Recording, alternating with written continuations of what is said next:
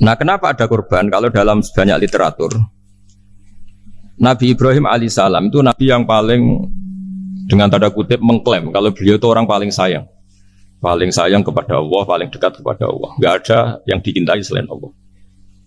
Beliau memaklumatkan itu baik secara lisan maupun di gemuruh hatinya, di bisikan hatinya, di detak jantungnya, pikirannya seperti itu. Pas itu beliau belum punya putra karena beliau termasuk lambat punya anak. Suatu saat ditakdir punya putra, yaitu Ismail. Pas seneng-senengnya jalan, pas seneng-senengnya punya anak, sama Allah disuruh nyembelih. Anak kamu harus kamu sembelih. Ibrahim kaget. Kenapa ya Allah? Kamu adalah orang yang sering ngomong bahwa yang paling kamu cintai saya. Tapi setelah ada anak kamu, kayaknya enggak. Protes Nabi Ibrahim, Pak. Yang benar Gusti. Iya, harus anak kamu. Karena beliau kadung janji, kadung komitmen yang paling dicintai Allah, tidak ada yang lain.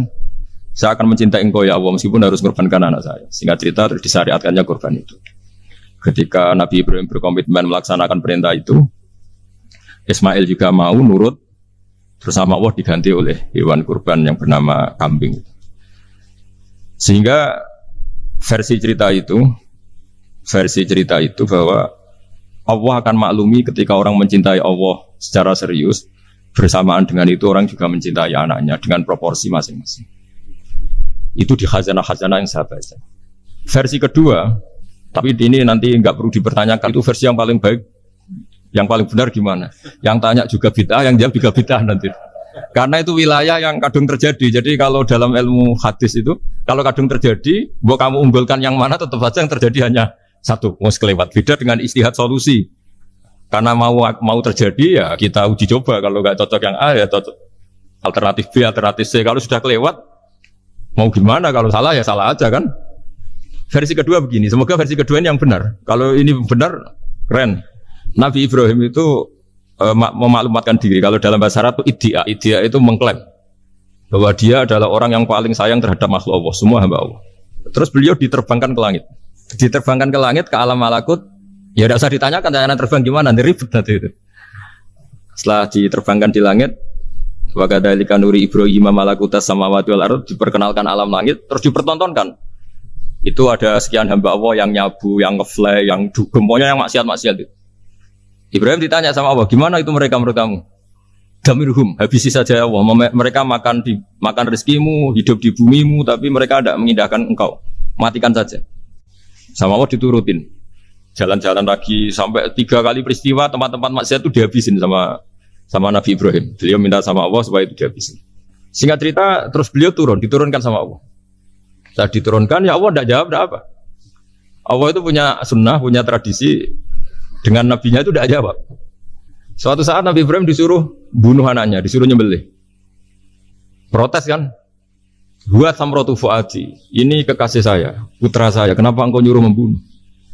Terus kata Allah, kamu tidak ingat, di malam kamu saya mi'rajkan, melihat hamba-hambaku, dan itu yang bikin aku, dan saya cinta sama mereka yang bikin saya, kamu enak saja minta dibunuh. Segerian gantian saya yang minta, kamu tidak nurutin gitu. Kamu pas minta saya tidak tak pikir, langsung tak turutin. Kenapa saya yang sekarang minta kamu mikir gitu. Tapi huwa samratu fuadi, itu buah hati saya. Dan memangnya makhluk-makhluk itu makhluk siapa? Saya yang bikin, kamu enak saja nyuruh bunuh. Nah semenjak itu jadi kearifan kita.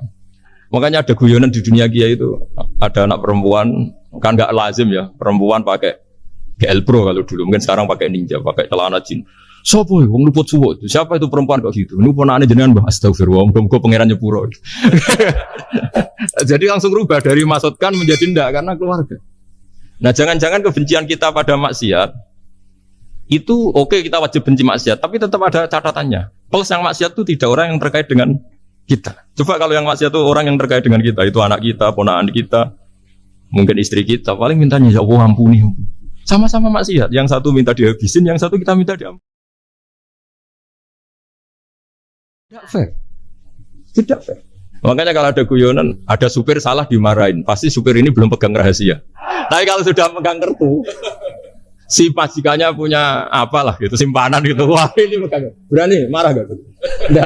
Jadi itu guyonan kiai. Makanya jadi manusia itu gak pernah adil sebenarnya. Makanya Allah pernah mensifati manusia itu wa kanal insanu zaluman jahula. Manusia itu sangat zalim dan sangat bodoh. Kalau misalnya jenengan tanya, orang soleh pun itu gimana? Orang soleh asal manusia tidak nabi, itu ya mesti ada zalimnya.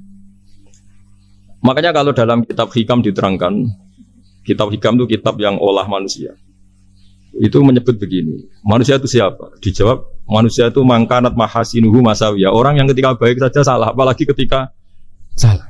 Kita misalnya punya toko laris itu, doanya mustajab laris, pembelinya banyak, kualitasnya bagus. Pasti ada toko sekeliling yang megap-megap karena orang sekarang ke kamu kan.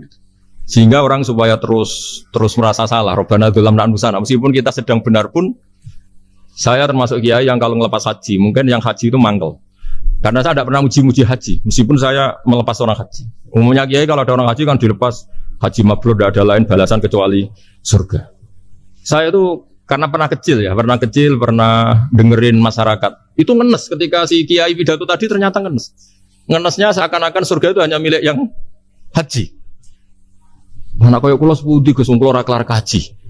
Semenjak itu setelah saya jadi kiai ya dendam juga. Akhirnya setelah saya jadi kiai kalau ngaji orang yang haji mabrur balasannya surga, orang yang fakir sabar juga surga, orang yang sering dimarahin istri juga surga. Kata pokoknya surga terus.